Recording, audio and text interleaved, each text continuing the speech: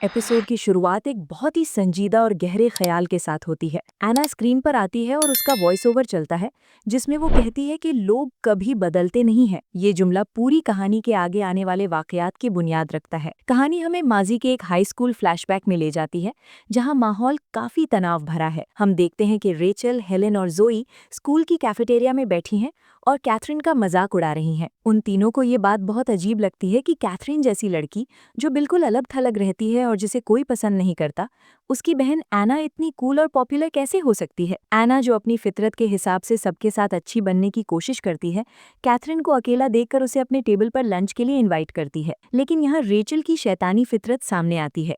Rachel एक घिनौना मजाक करती है और कैथरीन को धोखे से कोका कोला पिला देती है, लेकिन उसमें कोक नहीं बल्कि उसका पेशाब मिला होता है। जब कैथरीन को इस बात का एहसास होता है तो वो गुस्से से पागल हो जाती है। वो अपनी जिल्लत और गुस्से का सारा इल्जाम एना पर लगा देती है, क्योंकि एना नहीं उसे वहां बुलाया था। और यहीं से उनके दरमियान नफरत की दीवार खड़ी हो जाती है। वापस आज के दौर में आते हैं जहां स्टूडियो का माहौल गर्म है। जिम, जो शो का प्रोड्यूसर है, बहुत परेशान और गुस्से में है क्योंकि लेक्सी ने आखिरी वक्त पर शो करने से मना कर दिया है और डिच कर दिया है। मजबूरी में और गुस्से के आलम में जिम इस बात पर राजी हो जाता है कि वो एना को वापस जॉब देने के बारे में सोचेगा। दूसरी तरफ जैक अपने घर पर मौजूद है और रेचल के कत्ल की तहकीकात अपने तौर पर करने की कोशिश कर रहा है। वो रेचल का फोन चेक करता है और उसे हेलेन के साथ रेचल की मैसेजेस मिलती हैं। जैक को ये देखकर शदीद सदमा और हैरानी होती है कि उसकी अपनी बीवी और उसकी दोस्त मिलकर पीठ पीछे उसका मजाक उड़ाते थे। उसे मैसेजेस में अपने लिए जिल्लत आमेज बातें मिलती हैं। इससे भी बड़ा धक्का उसे तब लगता है जब उसे फोन में एक वीडियो मिलती है। इस वीडियो में रेचल और हेलेन डफी के साथ बीडीएसएम प्ले में इन्वॉल्व हैं। जैक को समझ आ जाता है कि यही वो वीडियो थी जिसे हेलेन छुपाना चाहती थी, क्योंकि अगर ये वीडियो लीक हो जाती तो हेलेन की रेप्यूटेशन पूरी तरह बर्बाद हो सकती थी। जैक अभी इस सदमे से निकल भी नहीं पाया था कि अचानक मैग वहां आती है और उसे डिनर के लिए बुलाती है। घर का माहौल मजीद खराब तब होता है जब जोई वहां आती है। जोई का रवैया मैग के साथ बहुत बदतमीजी भरा होता है और वो मैग को वहां से जाने के लिए कह देती है ताकि वो जैक से अकेले में बात कर सके। जोई सीधा जैक को कन्फ्रंट करती है और रेचल के कत्ल के बारे में सवाल उठाती है। बातों बातों में ये खुलासा होता है कि मैग ने जोई को बता दिया था कि जैक का डीएनए स्वैब लिया गया है। ये बात सुनते ही भाई बहन के दरमियान झगड़ा शुरू हो जाता है। दोनों एक दूसरे पर गैर जिम्मेदार होने का इल्जाम लगाते हैं और चिल्लाते हैं। जैक अपनी सफाई पेश करते हुए जोर देकर कहता है कि उसने रेचल को नहीं मारा, लेकिन जोई के दिमाग में शक का बीज बो दिया गया है। इसी दौरान तहकीकात का सिलसिला आगे बढ़ता है। प्रिया, जो पुलिस डिटेक्टिव है, मॉर्ग जाती है ताकि वो और अपना डीएनए सबमिट कर सके। वहां मौजूद मॉर्चुरी प्रिया को एक ऐसी बात बताता है जिससे उसका शक जैक पर गहरा हो जाता है। मॉर्चुरी कहता है कि जैक यहाँ आया था और अपनी शादी की अंगूठी ढूंढ रहा था। प्रिया को ये बात बहुत अजीब लगती है क्योंकि जहां तक उसे याद है जैक कभी भी वेडिंग रिंग नहीं पहनता था। ये झूठ जैक को मशकूक बना देता है। स्टूडियो में वापस चलते हैं जहां ड्रामा अपने उरूज पर है। शो शुरू होने से बिल्कुल पहले लेक्सी वहां पहुंच जाती है। वो बहाना बनाती है कि वो अपनी सिस्टर इन लॉ यानी भाभी या ननद के बच्चों की देखभाल कर रही थी, इसलिए लेट हो गई। जिम, जो पहले एना को जॉब देने का सोच रहा था, लेक्सी को देखते ही पलट जाता है। वो लेक्सी को इजाजत देता है कि वो एना को वहां से निकाल दे। एना के लिए ये एक बहुत ही शर्मनाक लम्हा होता है। उसे बेइज्जत करके स्टूडियो से निकाल दिया जाता है और वो अपने आप को बहुत छोटा महसूस करती है। रात हो चुकी है और जैक अपने मकसद पर निकला हुआ है। वो हेलेन से सवाल जवाब करने के लिए उसकी स्कूल की तरफ जा रहा है। रास्ते में उसे प्रिया की कॉल आती है जो उसे केस की अपडेट्स देती है। प्रिया बताती है कि डफी लगातार रेचल और हेलेन को कॉल कर रहा था।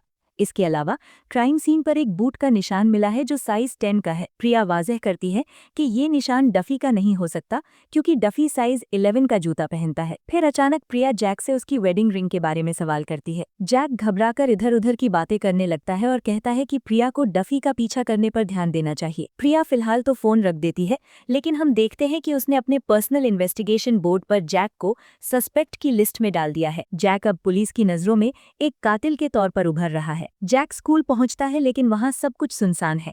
एक पड़ोसी जैक को देख लेता है और बताता है कि हेलेन अभी भी स्कूल के अंदर ही है। जब जैक दरवाजा खटखटाता है और कोई जवाब नहीं मिलता तो वो जबरदस्ती चैपल के रास्ते से अंदर घुस जाता है। वो पूरा स्कूल ढूंढता है लेकिन उसे वहां कोई नहीं मिलता और ना ही कोई सबूत हाथ लगता है। मायूस होकर वो वहां से निकल जाता है। दूसरी तरफ प्रिया चुपके से डफी का पीछा कर रही है। वो देखती है कि डफी अपना बीडीएसएम का सामान यानी गियर कहीं फेंक कर ठिकाने लगा रहा है, जो इस बात का सबूत है कि वो कुछ छुपा रहा है। कहानी में एक अजीब मोड़ तब आता है जब जैक सुपरमार्केट जाता है। वो वहाँ प्लास्टिक बैग्स खरीदने गया था।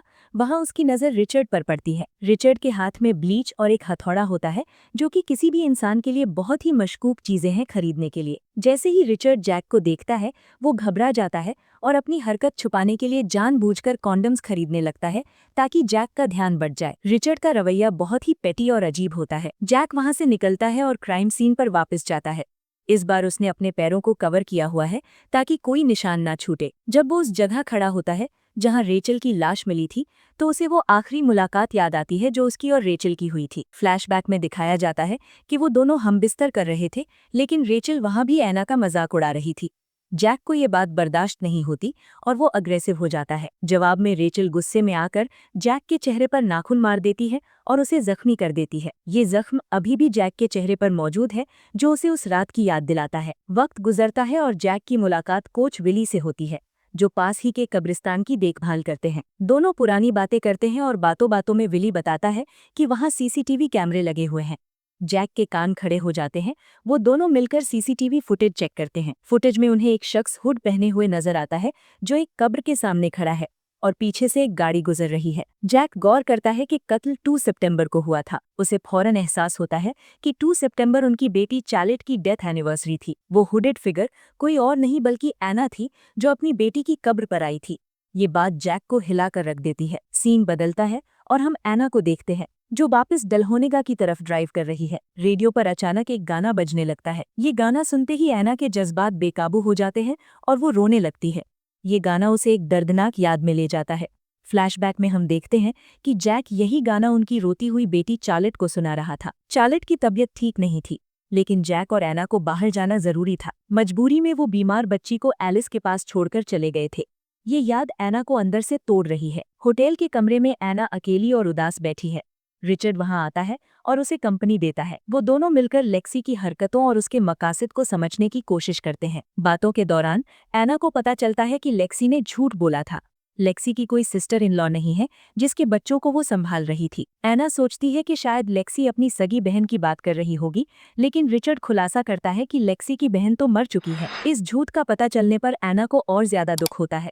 वो सेल्फ पिटी यानी खुद पर तरस खाने में डूब जाती है और सोचती है कि क्या उसे बुरे काम करने की इजाजत है, सिर्फ इसलिए क्योंकि उसके साथ जिंदगी में बहुत बुरा हुआ है। ये ऐना की मेंटल स्टेट को दिखाता है, जो कि काफी अनस्टेबल हो रही है। इसी दौरान एलिस की हालत बिगड़ती जा रही है। उसकी डिमेंशिया की बीमारी उसे खतरनाक हद तक ले आई है। जैक उसे ढूंढता हुआ निकलता है और देखता है कि एलिस सड़क पर नंगी घूम रही है, बिल्कुल होशो हवास खोकर। जैक उसे संभालता है और जब एलिस थोड़ी होश में आती है तो जैक उससे भीख मांगता है कि वो अपना इलाज करवाए, लेकिन एलिस का जवाब दिल तोड़ने वाला होता है। वो कहती है कि वो अपनी याददाश्त और पहचान खोने से बेहतर किसी हादसे में मरना पसंद करेगी। वो जैक से इल्तिजा करती है कि वो ऐना के साथ सुलह कर ले, क्योंकि एलिस देख सकती है कि जैक अभी भी ऐना से मोहब्बत करता है। एलिस की बात सुनकर जैक में हिम्मत आती है और वो ऐना को टेक्स्ट करता है, लेकिन ऐना की तरफ से कोई जवाब नहीं आता। अगली सुबह होती है और कहानी में एक और भयानक मोड़ आता है।